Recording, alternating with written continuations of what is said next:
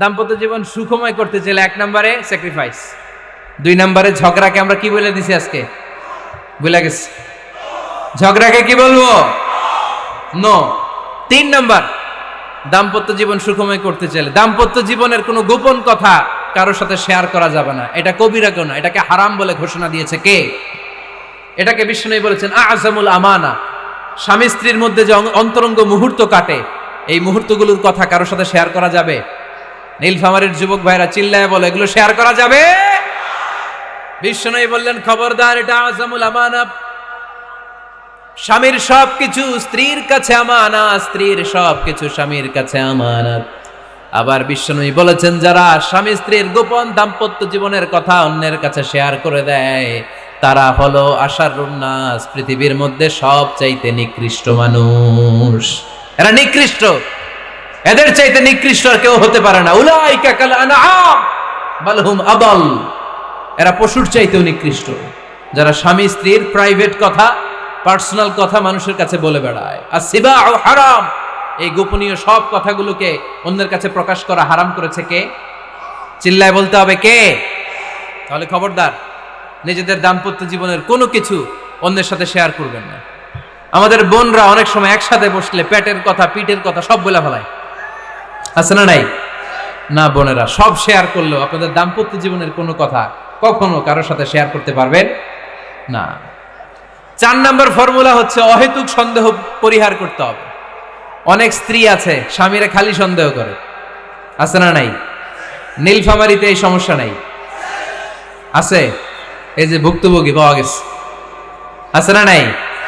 আছে, খালি সন্দেহ করে। এই তুমি ওদিকে তাকাইলে কেন, ওই বেটির দিকে তাকাইলে কেন, এই তোমার মোবাইল দাও, কারে ফোন দিলা দেখি, এই ফেসবুকের পাসওয়ার্ড দাও দেখি কি করছে, দেখি মেসেঞ্জারে কার সাথে চ্যাটিং করছে, আছে না নাই?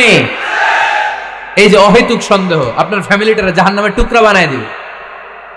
আবার অনেক স্বামী আছে স্ত্রীকে খালি সন্দেহ করে, এদিকে তাকালে সন্দেহ করে, ওদিকে তাকালে সন্দেহ করে, বাসায় থাকলেও সন্দেহ, বাইরে গেলেও সন্দেহ, এরকম আছে না নাই?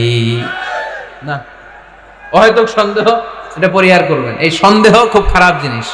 আমি ব্যক্তিগতভাবে অনেক কেস এরকম হ্যান্ডেল করেছি। এসে বলে হুজুর খালি সন্দেহ করে, এটা একটা রোগ। এটা কি? আপনার ফ্যামিলিটারে শেষ করে দেবে। এজন্য অহেতুক সন্দেহ পরিহার করবেন। হ্যাঁ, সত্যি যদি পরকীয়ার কোনো ঘটনা ঘটে থাকে ওটা নিয়ে বসেন, ফেস টু ফেস কথা বলেন, ফ্যামিলি মিটিং করেন, সরাসরি সেটেল করার চেষ্টা করেন। কিন্তু অহেতুক সন্দেহ একটা রোগ।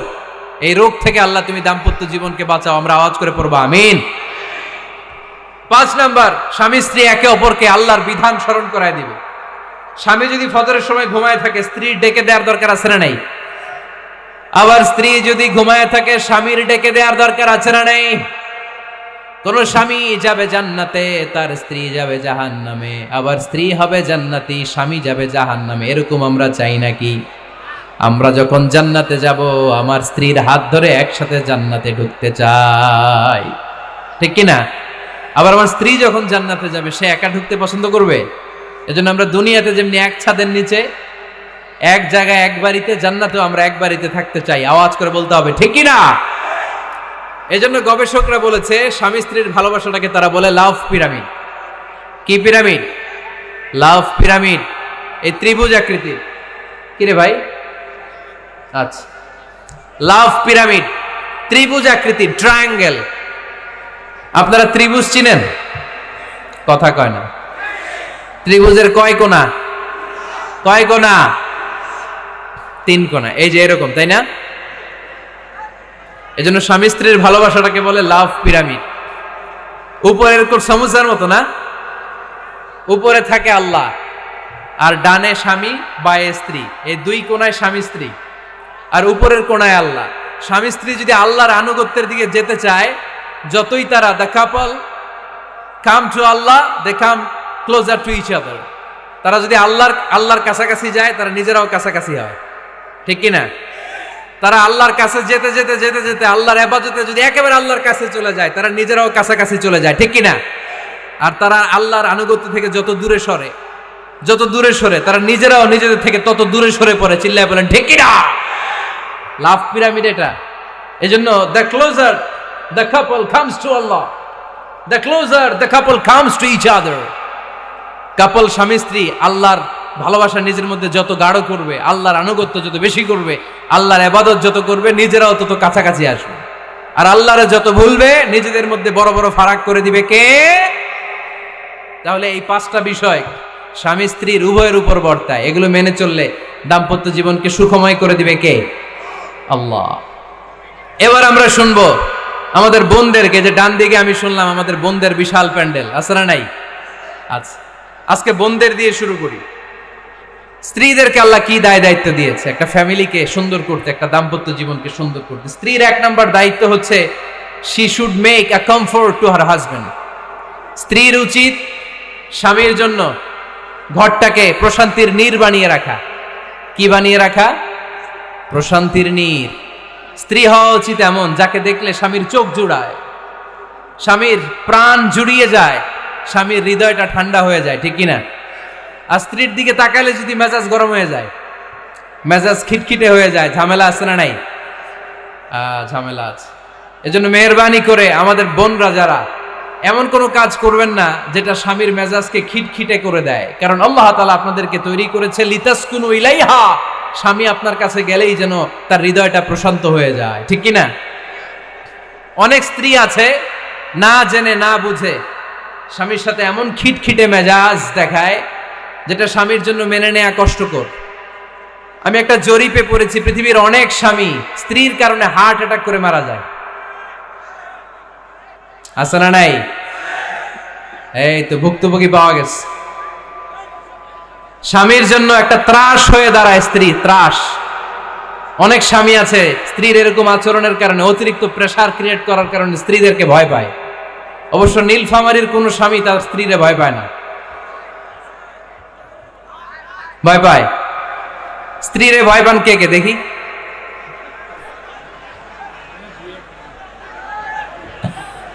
ভয় পান আপনারা? ভয় পান? হ্যাঁ,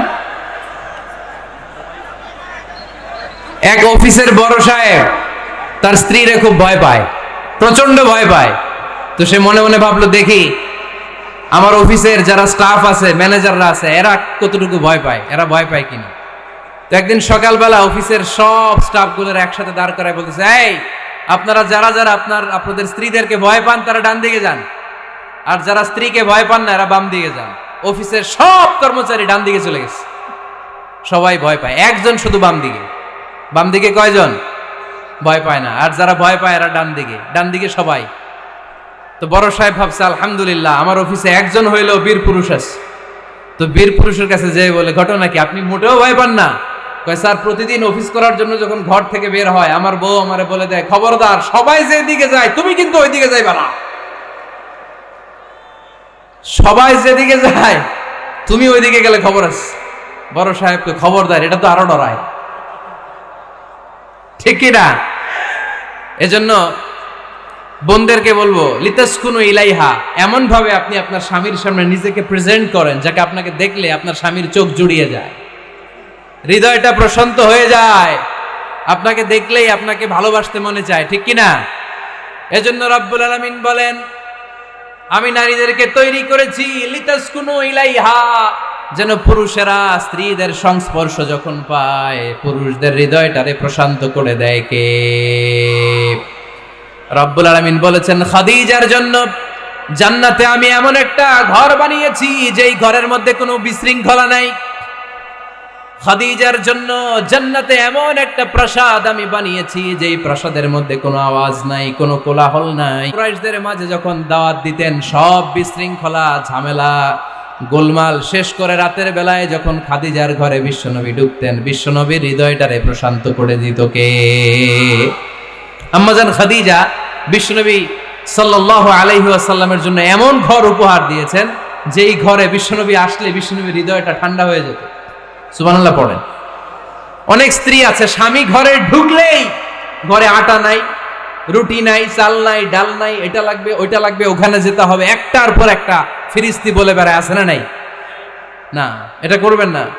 আপনার কি লাগবে এই সব দায় দায়িত্ব আল্লাহ তাআলা স্বামীকে দিয়েছে, স্বামীকে জানাবেন। তবে ধীরে সুস্থে, ধীরে সুস্থে স্বামীর জন্য ঘরটাকে এমন করে রাখতে হবে যেন ঘরে ঢুকলেই স্বামীর হৃদয়টারে প্রশান্ত করে দেয় কে? এজন্য স্ত্রীর প্রথম দায়িত্ব ঘরটারে প্রশান্তির নীড় বানানো। এখানে কি আবার কি